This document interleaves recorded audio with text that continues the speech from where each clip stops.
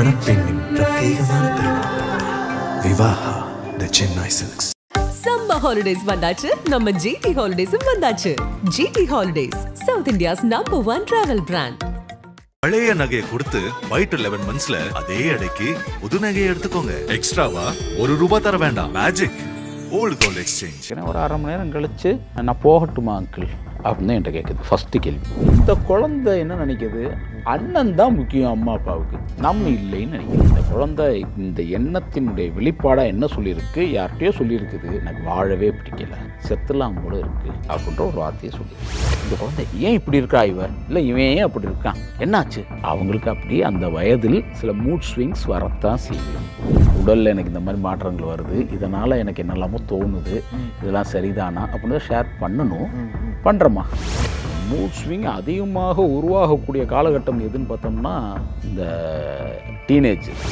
துறவு வாழ்க்கை வாழ்கிறவங்க அதுக்கு முன்னாடி வரைக்கும் பார்த்திங்கன்னா ஃபேமிலியோடு தான் இருந்திருப்பாங்க. திடீர்னு பார்த்திங்கன்னா அந்த இது வேண்டாம் அப்படின்னு அப்படி விட்டுட்டு துறவு வாழ்க்கைக்கு போகிறாங்க இல்லையா. உனக்கு என்ன இங்கே வேலை, வெளியே கிளம்பு, நாங்கள் முக்கியமானது பேசுகிறோம் அப்படின்னா, இப்போ முக்கியமானது பேசுனா நான் இங்கே முக்கியம் இல்லையான்னு அந்த குழந்தைங்க. கரெக்டாக. நக்கீர நேயர்களுக்கு வணக்கம். இன்றைய இளைஞர்கள் சந்திக்கக்கூடிய மனரீதியான பிரச்சனைகள் குறித்தும் மனரீதியான சவால்கள் குறித்தும் அதற்கான தீர்வு என்ன என்பது குறித்தும் நம்முடைய தொடர்ந்து பேசிட்டு வரார் டீனேஜ் கவுன்சிலர் திரு குமார் அவர்கள். இன்னைக்கும் ஒரு மிக முக்கியமான பிரச்சனையை பற்றி பேசுகிற கணஜர்கார், அவரை வரவேற்கலாம். சார் வணக்கம். வணக்கம். இந்த இதில் இளைஞர்கள் அதிகமாக சந்திக்கக்கூடிய ஒன் ஆஃப் த ப்ராப்ளம்ஸ் அப்படின்னு வச்சா தனிமை, அதாவது ஐசோலேஷனில் இருக்காங்க, ரொம்ப தனித்து இருக்காங்க, யாரோடையும் ஒட்ட மாட்டுறாங்க அப்படின்ற பிரச்சனை பெற்றோர்கள் ஆரம்பித்து எல்லாருமே வெளிப்படையாக சொல்கிறாங்க. இப்போ அந்த குறிப்பிட்ட பிரச்சனைக்கு போகிறதுக்கு முன்னாடி அந்த தனிமை அப்படின்ற வார்த்தைக்கு பல அர்த்தங்கள் நிறைய சொல்லியிருக்காங்க. இப்போ உங்கள்கிட்ட இருந்து நான் தெரிஞ்சுக்க விரும்புகிறேன், எது தனிமை? டீனேஜ் கவுன்சிலர் குமாரோட பார்வையில் எது தனிமை அப்படின்னா என்ன சொல்லுவீங்க சார்? என்னுடைய பார்வை அப்படின்னு சொன்னால ரொம்ப அழகாக என்னுடைய விஷயத்தை நான் சொல்கிறேன்.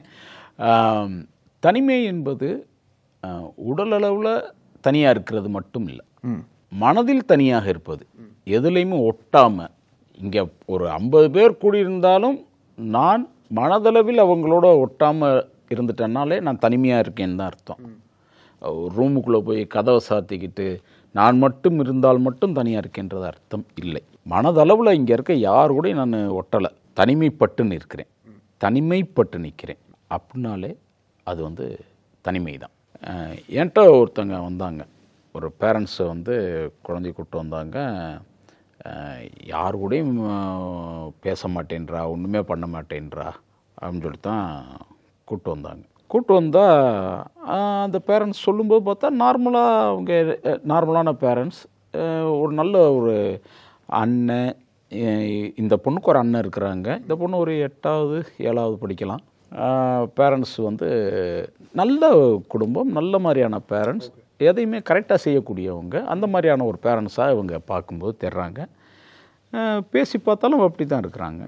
குழந்தைங்களுடைய என்ன தேவையோ அதை செய்து கொடுப்பவர்கள், இந்த மாதிரி தான் இருக்கிறாங்க.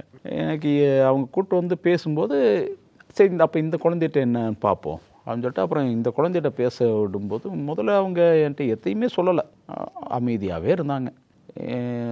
அந்த குழந்தைக்கு ஏதாச்சும் பிடிக்குமா, உனக்கு என்னப்பா பிடிக்கும் அப்படின்னா அதுக்கும் ஒன்றுமே இல்லை எதுவும் வேணாம் எனக்கு அப்படின்ட்டே இருக்கிறாங்க. அவங்கள பேச வைக்கிறதுக்கே எனக்கு கிட்டத்தட்ட ஒரு அரை மணி நேரத்துக்கு மேலே ஆயிடுச்சு. அது வரைக்கும் சும்மா தான் உட்காந்துருக்குறோம், 2 பேருமே சும்மா தான் உட்காந்துருக்குறோம். சரி அவங்களா பேசட்டும், அது வரைக்கும் டைம் கொடுப்போம் அப்படின்னு நான் வெயிட் பண்ணிகிட்டே இருக்கிறேன். ஒரு அரை மணி நேரம் கழித்து நான் போகட்டுமா அங்கிள் அப்படின்னு தான் என்கிட்ட கேட்குது. ஃபஸ்ட்டு கேள்வி. ஓகே, எதுவும் பேசவே இல்லை, பேசலை. நான் போவா அப்படின்னு தான் கேட்குது. நான் சொன்னேன் போகிறதுனா போயிட்டு வாப்பா, அதனால் ஒன்றும் இல்லை. அம்மா என்ன பேசுனேன்னு கேட்பாங்களே அப்படின்னு சொல்லிட்டு. ஓகே சொல்லு, ஒன்றும் பேசுகிறேன்னு சொல்லு, நம்ம தான் ஒன்றும் பேசலை இல்லைம்மா. இல்லை அதுக்கு ஏதாச்சும் சொல்லுவாங்க, என்னைய இவ்வளோ நேரம் அவங்களுக்காகவே சும்மாவே இருந்தேன்னு என்னை கேட்பாங்க. சரி அப்போ ஏதாச்சும் பேசுவோமா நம்ம அப்படின்னு நான் கேட்குறேன். என்ன பேசுகிறது? இல்லை பொதுவாக உனக்கு என்ன பிடிக்கும்னு சொல்லு, உனக்கு என்னென்னலாம் நீ ஆச்சரியப்பட்டு பார்க்குற விஷயங்கள் என்னென்ன இருக்குதோ அதையெல்லாம் சொல்லு. அப்புறம் அப்போ கொஞ்சமாக அது இயல்புக்கு அப்படியே கூட பேசுறதுக்கான வாய்ப்பு ஒரு அரை மணி நேரம் கழித்து தான் ஆரம்பிக்குது. நான் போகட்டுமான்னு கேட்டதுலேருந்து ஆரம்பித்தது தான் பேசவே ஆரம்பித்தது அந்த குழந்தை. அப்படி பேசிகிட்டு இருக்கும்போது தெரிஞ்ச விஷயம் என்னென்னா, அந்த அம்மா அப்பா இந்த குழந்தையோட அண்ணன் ஒரு 6 வயசோ நம்ம பெரியவன், இந்த குழந்தையோட காலேஜ் படிச்சிருக்காங்க, படித்து முடிக்க போகிறான் ஏதோ ஒன்று. இவங்க வீட்டில் ஏதாவது ஒரு விஷயம் அப்படின்னா அந்த பையனை கூப்பிட்டு சஜஷன் கேட்குறாங்க. இது பண்ணலாமா, என்னப்பா இப்படி பண்ணலாமாப்பா அப்படின்னு சஜஷன்ஸ் கேட்குறாங்க. இந்த குழந்தை என்ன நினைக்கிது, அண்ணன் தான் முக்கியம் அம்மா அப்பாவுக்கு, நம்ம இல்லைன்னு நினைக்கிது. அதனால இவங்களோட சேராமல் தனிமைப்பட ஆரம்பிச்சிது. ஆனால் பேரண்ட்ஸ் அப்படி இல்லை. அவங்க இந்த விஷயத்த இந்த குழந்தைகிட்ட கேட்கணும்னு அவங்களுக்கு தோணலை. அவ்வளோ. ஏன்னா காலேஜ் படிக்கிற பையனுக்கு மெச்சூரிட்டி இருக்கும், அதனால நிறைய தெரிஞ்சிருக்கும் அப்படின்ற மாதிரி கேட்குறாங்க. ஏதோ 2-3 விஷயங்கள் அவங்க அந்த மாதிரி பேசியிருந்தாங்க. ஆனால் இங்கே ஜெண்டர் கேப் இல்லை. ஜெண்டர் கேப் அவங்க அப்படிலாம் ஆள் இல்லை. Okay okay. அவங்க அப்படி ஆள்லாம் இல்லை. ஏன்னா அதுக்கு பெண் குழந்தை எதுக்கு கேட்கணும்னு சொல்லிட்டு கூட அந்த மாதிரி இருக்கலாம் இல்லையா? இல்லை, அப்படி ஆளாக அவங்க இல்லை. ஓகே. முக்கியமாக அவங்க வயதில் அந்த பையனுக்கு கொஞ்சம் மெச்சூரிட்டி இருக்கும்ன்றதுனால மட்டுமே அவங்க அப்படி மூவ் பண்ணியிருக்கிறாங்க. அது இந்த குழந்தை எப்படி புரிஞ்சுக்கிச்சுன்னா, நாம் முக்கியம் இல்லை போல இருக்கு நம்ம வீட்டுக்கு, எதா இருந்தாலும் அண்ணன்ட்ட தான் ஷேர் பண்ணுறாங்க, அவங்கள்ட்ட தான் சஜஷன்ஸ் கேட்குறாங்க, நான் தேவையில்லை. பேரண்ட்ஸ் எதுக்காக என்கிட்ட கூப்பிட்டு வர்றாங்க இந்த குழந்தைன்னா, இந்த குழந்தை இந்த எண்ணத்தினுடைய வெளிப்பாடாக என்ன சொல்லியிருக்கு, யார்கிட்டயோ சொல்லியிருக்குது, எனக்கு வாழவே பிடிக்கல, செத்துலாம் போல இருக்குது அப்படின்ற ஒரு வார்த்தையை சொல்லியிருக்கோம். பேரண்ட்ஸ்க்கு ஷாக்கு. நம்ம ஒன்றுமே நல்லா கவனிக்கிறோம், அவளுக்கு என்னென்ன வேணுமோ வாங்கி தர்றோம், நல்லா அவளுக்கு என்ன பிடிக்குமோ செஞ்சு தரோம், ஏன் இந்த வார்த்தை வந்ததுன்னு அவங்களுக்கு புரியலை. அதுக்காக தான் என்கிட்ட கூப்பிட்டு வர்றாங்க. அப்போ தான் காரணம் வெளியே வர ஆரம்பிக்குது. எதையுமே ஷேர் பண்ணல, என்கிட்ட எந்த சஜஷனும் என்கிட்ட கேட்கறது இல்லை. அப்போ நான் இவங்களுக்கு வேண்டாதவங்களா இருக்கிறேன், அதனால் நான் இருந்து என்ன பண்ண போகிறேன், வேண்டாத வீட்டில் நான் அதுக்கு இருக்கணும். இப்படி கொஞ்சம் கொஞ்சமாக அந்த மன அழுத்தம் அந்த குழந்தைய நல்ல வேலை சூசைடை பற்றி பேசுகிற அளவுக்கு தான் கொண்டு போயிருக்கு, செய்வதற்கு கொண்டு போகல. அதுக்கு முன்னாடி பேரண்ட்ஸ் என்கிட்ட கூப்பிட்டு வந்துட்டாங்க. அப்போ தான் நான் அந்த குழந்தைகிட்ட சில விஷயங்கள் ஷேர் பண்ணிக்கிட்டேன். எதுவாக இருந்தாலும் மெச்சூரிட்டி என்பது என்ன, அது தேவைப்படுது அப்படின்றத அவங்களுக்கு சொல்லி கொடுத்துட்டு, சில விஷயங்களை நம்ம அந்த குழந்தையினுடைய பாணியிலே நம்ம அவங்களுக்கு புரிய வைக்கணும். அப்படின்னா திடீர்னு நம் உடல் மாற்றங்கள் வருது, அந்த உடல் மாற்றங்களின் விளைவாக சிலர் நம்மள்கிட்ட ஏதாச்சும் சொல்லலாம், ஷேர் பண்ணலாம். இல்லை அந்த உடல் மாற்றத்தினுடைய விளைவாக வரக்கூடிய சில மனமாற்றங்களில் சில எண்ணங்கள் உருவாகலாம். இதை நம்ம யார்கிட்ட போய் ஷேர் பண்ணுறோமா? உண்மையாக சொல்லப்போனால் இதை பேரண்ட்ஸ்கிட்ட ஷேர் பண்ணணும். உடலில் எனக்கு இந்த மாதிரி மாற்றங்கள் வருது, இதனால் எனக்கு என்னெல்லாமோ தோணுது, இதெல்லாம் சரிதானா அப்படின்னு ஷேர் பண்ணணும். பண்ணுறோமா அப்படின்னா எனக்கு தெரிஞ்சு யாருமே பண்ணுறதில்ல. இல்லை ரொம்ப கம்மியான நபர்கள் அம்மா அப்பாவுக்கள்கிட்ட போய் இதை பற்றி டிஸ்கஸ் பண்ணியிருக்கலாம். நான் அந்த குழந்தைகிட்ட கேட்டேன், சரி உனக்கு இப்போ யாராச்சும் ஒரு பையன் போகிறான்னா பார்க்கணும்னு தோணுதா? அது அப்படிலாம் இல்லை அப்படின்னு தான் சொல்லிச்சு முதல்ல எடுத்தோன்னா. ஏன்னா அது அந்தளவுக்கு மனதில் தனிமைப்பட்டிருந்தால் நம்மள்ட்ட உடனே ஓப்பன் ஆகும் நம்ம எதிர்பார்க்க முடியாது தான். இல்லைம்மா இதை நான் தப்புன்னு சொல்ல வரல, அதுக்காக தான் உன்கிட்ட கேட்டேன் அப்படின்னா அதுக்கான சில இதெல்லாம் சொன்னோன்னா, சும்மா அப்படிலாம் பார்க்க மாட்டேங்கள், போகிற போக்கில் அப்படி பார்ப்பேன் அப்படிலாம். ஏன்னா நமக்குள்ளே சில ஹார்மோனல் சேஞ்சஸ் வருது. இந்த ஹார்மோனல் சேஞ்சஸ்னால் தினமும் பார்க்குறவங்களா இருந்தால் கூட அந்த தருணத்தில் திருப்பி பார்க்க வைக்குது இல்லையா? இதை நம்ம அம்மாட்டி அப்பாட்டி என்னைக்காவது ஷேர் பண்ணியிருக்கோமா? ஏன் பண்ணல? இல்லை இது தப்புன்னு வீட்டில் பேசிடுவாங்கல்ல. தப்புன்னு பேசுகிறாங்களான்றது அப்புறம் இருக்கட்டும், உன் மனதில் அதை ஷேர் பண்ணணும்னு தோணலை இல்லையா? அப்போ ஒருவேளை நீ இப்போ அவங்கள விளக்கி வச்சுட்டேன்னு எடுத்துக்கலாமா? நான் அப்படிலாம் இல்லை, எனக்கு எங்கள் அம்மாவையும் எங்கள் அப்பாவை ரொம்ப பிடிக்கும், எங்கள் அண்ணன் தான் எனக்கு உயிர் அப்படின்னா எல்லாத்தையும் சொல்கிறேன். அப்போ ஏன்ப்பா நீ அதை ஏன்ப்பா, அண்ணன் தானே உயிர், மற்றவங்கள விடு, ஏன் அண்ணன்ட்ட கூட ஷேர் பண்ணல? எல்லாத்தையும் நம்ம டக்குன்னு போய் எல்லாத்தையும் ஷேர் பண்ணுறதுன்றது நடக்கலாம், நடக்காமையும் போயிடலாம். அதுக்கான மெச்சூரிட்டி இப்போ உங்கள் அண்ணன் அதை சரியாக எடுத்துக்குவானான்னு உனக்கு தெரியலை, அதனால நீ ஷேர் பண்ணல. அதுக்கான மெச்சூரிட்டி உங்கள் அண்ணன்ட்ட இருக்குமான்னு உனக்கு தெரில, இருக்கலாம் இல்லாமலும் போயிடலாம். ஒருவேளை நீ இருக்காதுன்னு நினச்சதுனால நீ அதை ஷேர் பண்ணலை. அதே மாதிரி அம்மாவும் அப்பாவும் உன்னை பற்றி நினச்சிருக்கலாம்ல, இந்த விஷயத்தை இவள்கிட்ட ஷேர் பண்ணக்கூடிய மெச்சூரிட்டி இவள்கிட்ட இருக்குமான்னு தெரில, அதனால் ஷேர் பண்ணலை, அப்படி ஏதாவது இருக்கலாம் இல்லையா அப்படின்னு சொல்லும்போது தான் அந்த குழந்தைக்கு கொஞ்சமாக அதை புரிய, அப்படி இருக்குமா, அப்படி தானா அப்படின்னு கேட்கவே ஆரம்பித்தாங்க. ஸோ இந்த பார்வையை கொஞ்சம் மாற்றிட்டோம்னாலே போதும். ஆனால் அதில் 2 பேருமே தப்பு சொல்ல முடியாது. கிடையாது, நிச்சயமாக தப்பு பண்ணல, இந்த பொண்ணும் தப்பு பண்ணல, தவறாக புரிந்து கொண்டார்கள். அவங்களுடைய எண்ணத்தில் தப்பு கிடையாது, செய்கையிலையும் தப்பு கிடையாது. ஆனால் தவறாக புரிந்து கொள்ளப்பட்டது.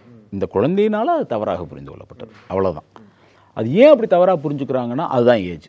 அந்த ஏஜ் அப்படி தவறாகத்தான் சில விஷயங்களை புரிந்து கொள்ளும். இதை நம்ம பேரண்ட்ஸ் வந்து சரியாக புரிஞ்சுக்கணும். இந்த இடத்துல தான் இந்த குழந்தை ஏன் இப்படி இருக்கா, இல்லை இவன் ஏன் அப்படி இருக்கான், என்னாச்சு, இல்லை அவங்களுக்கு அப்படி அந்த வயதில் சில மூட் ஸ்விங்ஸ் வரத்தான் செய்யும். மூட் ஸ்விங் பற்றிலாம் நம்ம கேள்விப்பட்டிருப்போம்.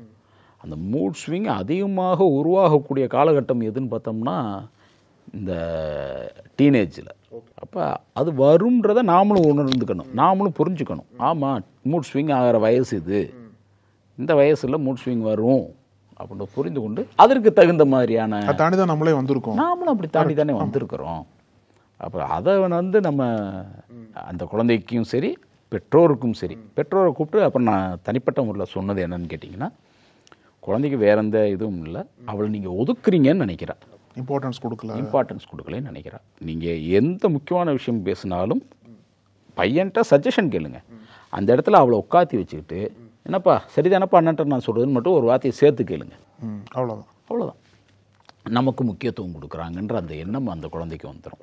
அதை சொன்னோம், அது ஃபாலோ பண்ணியிருக்கிறாங்கன்னு நினைக்கிறேன். அதுக்கப்புறமேட்டு அந்த பேரண்ட்ஸ் சைட்லேருந்து நமக்கு எந்த விதமான இதுவும் இல்லை. ஏன்னா ஏதாவது ஒன்றா வந்திருப்பாங்க, இது ஒரு 2 இதுலேயே முடிஞ்சு போயிடுச்சு. அவ்வளோ சார். அந்த தனிமை பற்றி பேசும்போது அடிப்படையிலே வந்து ஹியூமன் பீயிங்ஸ் வந்து சோஷியல் அனிமல்ஸ்னு சொல்கிறாங்க. அதாவது ஹியூமன்ஸால் வந்து சோஷியலைசேஷன் இல்லாமல் இருக்க முடியாது. யாரோ ஒரு மனித துணை கண்டிப்பாக எல்லாத்துக்கும் தேவை. நீங்கள் சொல்கிறது வந்து பார்த்தீங்க அப்படின்னா எல்லாரும் சுற்றி இருப்பாங்க, ஆனால் மனதளவில் தனிமைப்பட்டு இருப்பாங்க. அந்த மாதிரி ஒரு கேட்டகரி, அந்த மாதிரி ஒரு வர்றதுக்கு என்ன மாதிரி காரணங்கள்? ஏன்னா மனதளவில் ஃபஸ்ட் நம்ம தயார்படுத்தணும். ஏன்னா நம்ம வந்து நேச்சரை மாற்ற முடியாது, நம்மளாம் ஹியூமன்ஸ் அப்படின்னா இன்னொரு ஹியூமன்ஸ் கண்டிப்பாக வேணும். ஆனால் அந்த மாதிரி சில பேர் பாதிக்கப்பட்டிருப்பாங்கள்ல, மனதையும் தயார்படுத்தி அவங்கள ஃபிசிக்கலாகவும் தயார்படுத்தி தனிமையில் தான் வாழணும் அப்படின்ற முடிவுக்கு என்னென்ன காரணங்களுக்காக வராங்க சார்? நீங்கள் கேட்குற நான் எப்படி புரிஞ்சுக்கிறேன்னா, தனிமையில் ஒருத்தவங்க இருக்கிறாங்கன்னா அது இல்லாமல் இருக்கிறதுக்கு என்ன செய்யணும்? ஆமாம், எதுக்காக தனிமைக்கு போகிறாங்க ஃபர்ஸ்ட் ஆஃப் ஆல்? ஆமாம், இந்த ஒரு நேச்சரை தாண்டி நம்ம தனிமையை தான் வாழ்க்கைன்னு சொல்லிட்டு முடிவு பண்ணி போகிறாங்களே, அவங்களுக்கு மன ரீதியாக என்னென்ன பாதிப்புகள் வரும், எப்படி மனதை தயார்படுத்தி போகிறாங்க? எப்படி தயார்படுத்தி போகிறாங்கன்றது இல்லை, யாரும் அதற்காக தயார்படுத்திக்கிட்டு போகிறதுலாம் இல்லை. இந்த ஏஜில் அந்த எண்ணம் இயல்பாக அவங்கள அங்கே கொண்டு போயிடுது. நான் தனிமைப்படுத்திக்கிற போகிறேன்றதே அவங்களுக்கு தெரியாது. ஏன்னா சில பேர் என்ன சொல்லுவாங்க அப்படின்னா, எனக்கு எல்லாரும் வெறுக்கிறாங்க, நான் வந்து அதான் நீங்கள் சொன்னது போல் வந்து எனக்கு எல்லாம் எதிராக இருக்காங்க, எல்லாருமே என்னை ஹேட் பண்ணுறாங்க அப்படின்றவங்க நம்ம தனியாக போயிடலாம், யாரும் எனக்கு வேண்டாம், யாருமே எனக்கு தேவையில்லை, இந்த ஒரு எண்ணம். அதுதான் அவங்க வந்து அதை வந்து பிளான் பண்ணி பண்ணுறாங்கன்றது கிடையாது. தனிமை அவங்க வந்து அதை நோக்கி போகிறாங்கன்றதெல்லாம் அது இயல்பாக அவங்களுக்கு வந்துடுது. இவங்களுக்கெல்லாம் நம்ம தேவையில்லை, மனதில் தானே. மனம் வந்து ஒரு மிகப்பெரிய ஒரு விஷயம் இல்லையா? மனதில் ஒரு விஷயம் எனக்கு வேண்டான்னு முடிவு பண்ணிட்டா மனம் அதை விட்டு அப்படியே கொஞ்சம் கொஞ்சமாக விலக ஆரம்பிச்சிடும். இன்றைக்கி நீங்கள் வந்து நல்லா வந்து ஸ்வீட் சாப்பிட்றவங்களா இருப்பீங்க, ஒரு ஃபைன் பண்ணி நீங்கள் தான் டிசைட் பண்ணுவீங்க இனிமேட்டே எனக்கு ஸ்வீட் வேணாம்னு. மனசு அதை ஸ்ட்ராங்காக பிலீவ் பண்ணி வச்சாக்கும், மனம் இனிமேட்டே அது எனக்கு வேணாம்னு இயல்பாக அதை விட்டு விலக ஆரம்பிச்சிருவீங்க இல்லையா? அது மாதிரி தான் இனிமேட்டு இவங்க எனக்கு வேணாம், அது பெற்றவர்களாக இருந்தாலும் சரி உற்றவர்களாக இருந்தாலும் சரி வேணாம் அப்படின்னு மனசு முடிவு பண்ணிச்சுன்னா அது இயல்பாக அதை விட்டு கொஞ்சம் கொஞ்சமாக விலகி வந்துடும். அவ்வளோதான். நீங்கள் இந்த துறவு வாழ்க்கை வாழ்கிறவங்க நம்ம இந்தியன் ஸ்பிரிச்சுவல் இதில் நீங்கள் நிறைய போய் பார்த்தீங்கன்னா சொல்லுவாங்க, துறவு வாழ்க்கை வாழ்கிறவங்க அதுக்கு முன்னாடி வரைக்கும் பார்த்தீங்கன்னா ஃபேமிலியோடு தான் இருந்திருப்பாங்க. திடீர்னு பார்த்தீங்கன்னா அந்த இது வேண்டாம் அப்படின்னு அப்படி விட்டுட்டு துறவு வாழ்க்கை போகிறாங்க இல்லையா? அது மாதிரியான ஒரு விஷயமாக கூட இதை நம்ம பார்க்கலாம். துறவு வாழ்க்கை போகிறவங்க நீங்கள் சொன்ன மாதிரி பிளான் பண்ணி போயிடுறாங்க. ஆனால் இவங்கெல்லாம் எனக்கு வேண்டாம் அப்படின்னு பிளான் பண்ணி போகிறாங்க. ஆனால் இந்த டீனேஜில் இந்த பாதிப்புகள் வர்றவங்க என்ன பண்ணுறாங்கன்னு கேட்டோம்னா பிளான் பண்ணிலாம் போகிறதில்ல, அவங்களாவே மனதளவில் ஒதுங்க ஆரம்பிச்சிடுறாங்க. அவ்வளோதான். இப்போ நான் இந்த ஒரு பிரச்சனைக்கு என்ன தான் டீனேஜ் பசங்களுக்கு தீர்வாக நீங்கள் கொடுப்பீங்க சார்? குடும்பத்தோடு உட்காந்து பேசணும். குடும்பம் அப்படின்றது என்ன? தனியாக அம்மாவும் அப்பாவும் ஒரு மிகப்பெரிய விஷயத்தை டிஸ்கஸ் பண்ணுவீங்க, அது குழந்தைகளுக்கு தெரிய வேண்டாம்னு நினச்சிங்கன்னா அங்கே எந்த குழந்தையும் இருக்கக்கூடாது. அப்பையும் என்ன பண்ணணும்னா ஒரு முக்கியமான விஷயம், இந்த விஷயம் உங்களுக்கு தேவையில்லைன்னு நான் நினைக்கிறேன்ப்பா, அதனால் இதை மட்டும் நாங்கள் தனியாக கொஞ்சம் டிஸ்கஸ் பண்ணிக்கிறோம்ப்பா அப்படின்னு சொல்லிட்டு செய்யணும்.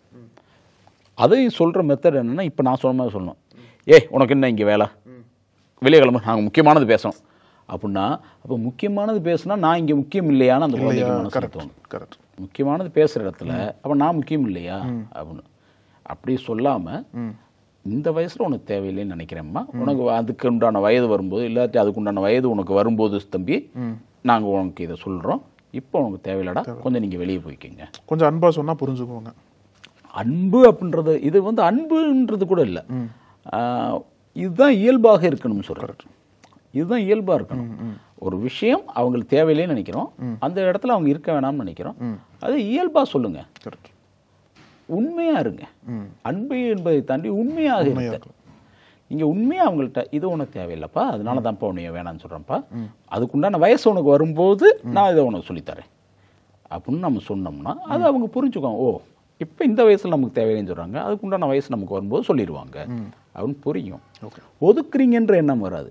அதுக்கு பதில் என்ன வரும், ஓ இந்த விஷயம் தான் எனக்கு தேவையில்லை, அப்போ மற்றதெல்லாம் என்கிட்ட கன்சல்ட் பண்ணுவாங்கன்ற ஒரு எண்ணத்தை கொடுத்துருவோம். அதை சொல்கிற முறையில் நம்ம நம்மளுடைய அணுகுமுறையை கொஞ்சம் மாற்றிக்கணும் அப்படின்னு தான் நான் நினைக்கிறேன். ஸோ அந்த தனிமையை போக்குறதுக்கு முதல் தீர்வு வந்து பெற்றோர் கையில் தான் இருக்கப்போ சேர்ந்து பெற்றோர்கள் வந்து தொடர்ந்து பசங்கள்கிட்ட பேசுகிறதாகட்டும், தொடர்ந்து பேச பேச பேச ஒரு நம்பிக்கை அவங்களுக்கு வரும் பசங்களுக்கு. இந்த பேரண்ட்ஸுக்கு நான் சொன்ன ஒரு முக்கியமான ஒரு விஷயத்தையும் நான் இங்கே ஷேர் பண்ணிக்கிறேன், அதுவுமே நம்மளுடைய வியூஸ்க்கு உபயோகமாக இருக்கலாம். ஒரு குறிப்பிட்ட நேரத்தை 4 பேர் உட்கார்ந்து, அவங்க வீட்டில் 4 பேர், அம்மா அப்பா அந்த அண்ணா இந்த பொண்ணு 4 பேர் உட்கார்ந்து தினமும் சாப்பிட்ற நேரம் தாண்டி அவங்க சாப்பிட்ற எல்லாமே சேர்ந்து உட்காந்து தான் சாப்பிட்றாங்க. அது எனக்கு ரொம்பவே சந்தோஷமாக, அதனால தான் நான் முதல்ல சொல்லும்போது சொன்னேன் அந்த பேரண்ட்ஸ் கரெக்டான பேரண்ட்ஸ் அப்படின்னு. அதை தாண்டி 4 பேர் மட்டும் அந்த சமயத்தில் வேற எதை பற்றியும் பேசாமல், கிரிட்டிசிசம்லாம் இல்லாமல் இயல்பாக பேசுதல். இன்னைக்கு வீட்டில் உட்காந்து பேசுவது என்பது ரொம்ப கம்மியாயிடுச்சு. அப்போ இயல்பாக பேசுதல் அப்படின்ற ஒரு விஷயத்த வெறும் ஒரு 15 நிமிஷம் செய்யுங்க. என்ன நடந்துச்சு, ஏது நடந்துச்சு கேட்டு தெரிந்து கொள்வது தான் இயல்பாக பேசுறதுன்னா. இன்றைக்கி ஆஃபீஸில் என்ன நடந்துச்சுன்னு நீங்கள் எப்படினாலும் உங்கள் மிஸ்ஸஸ்ட்டை சொல்ல போகிறீங்க, வீட்டில் யார் யார் வந்தாங்க போனாங்கன்றதை சொல்ல போகிறீங்க. அதே மாதிரி நீங்கள் ஆஃபீஸ் போகிறவங்களா இருந்தால், பெண்கள் வேலைக்கு போகிறவங்க இருந்தால் நீங்களும் உங்கள் அலுவலகத்தில் என்ன நடந்துச்சுன்னு சொல்ல போகிறீங்க. பிள்ளைங்க காலேஜில் போயினது, ஸ்கூலில் என்ன நடந்துச்சுன்னு ஷேர் பண்ண போகிறாங்க. இதை உட்கார்ந்து கேளுங்கள். அந்த டயத்தில் அந்த 15 நிமிஷமோ 20 நிமிஷம் வேறு எதுவும் வேண்டாம் அப்படின்னு சொன்னேன். அது ரொம்பவே அவங்களுக்கு உபயோகமாக இருந்ததாக அவங்க சொன்னாங்க. நிச்சயமாக. அது நீங்கள் சொன்னது போல் தனிமைக்கான காரணமே வந்து வீடு தான், தனிமைக்கான தீர்வும் வீட்டில் தான் இருக்குது. நீங்கள் அந்த தொலைச்சமோ அங்கே தானே தேட முடியும். டெஃபினட்டாக நீங்கள் சொன்னது கரெக்டு தான் சார், அப்சல்யூட்லி. ஸோ நிச்சயமாக உங்களோட கருத்துக்கள்லாம் விழிப்புணர்வாக இருக்கும்னு நம்புகிறோம் சார். ரொம்ப நன்றி சார். நன்றி.